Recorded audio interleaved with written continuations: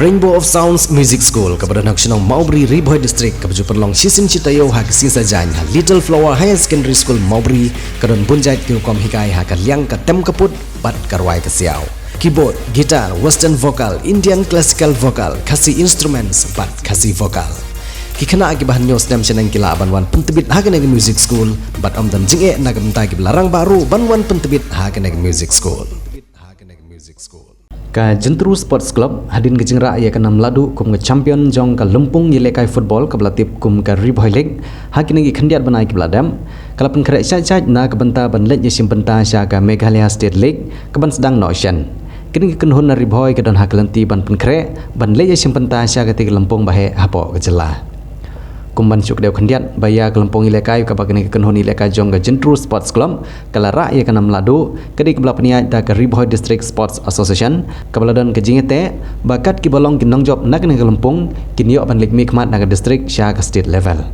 hakane ka step ki nong yalam jong ka Riboy District Sports Association kila lej ban ai mesim ye ki tikirang Yilekai da ka belej jengok hajaka kilan met hamadan Jentru Riboy District kiba kentup ya ba RB Syadap ubri presiden jong ka RBDSA baru ba Pulstar Nongrum ubri chairman jong ka football committee haka jingi don lang jong presiden ka Jentru Sports Club uba Sadius Saukumi rangkat ru bat uno hikai laneu coach jong ka kenhun uba Aibor Syadap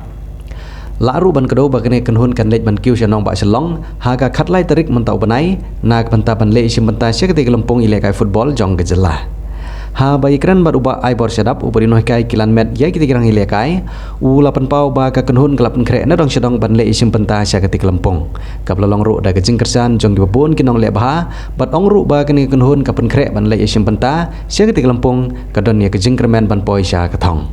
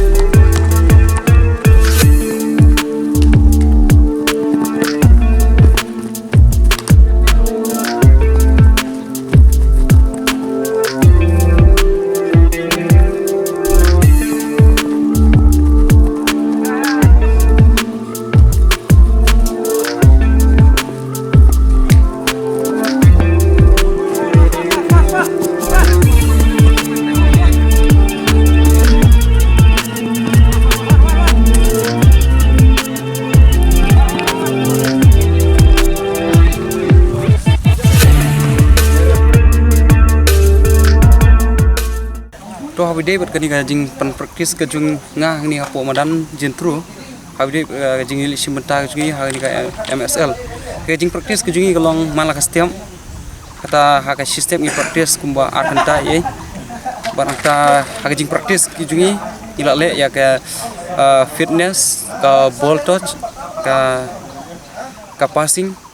but ka combination habide bat ki player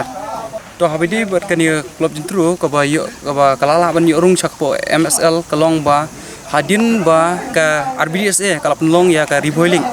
but de ka klub Jentru ka ba long champion na kani ka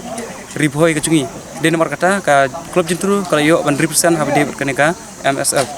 oi ka jing pen kre ka jungi ngila pen kre khambai but ni kermen scam ro ba ladang ye kendu but kino ki tim ki ru nyin semua du jingkermen namar ka jing practice ku jingi kalong ka babiang habide bat ki player ha jing ui bat ka jing pe ka junga kum coach ngai ba ngidon chance banonra ya ka jing job na banta ka tem Riboy ka jungi namar ba ngila select ya ki player ru ki babiang hi bandit mi khmat na banta ka ni ka MSL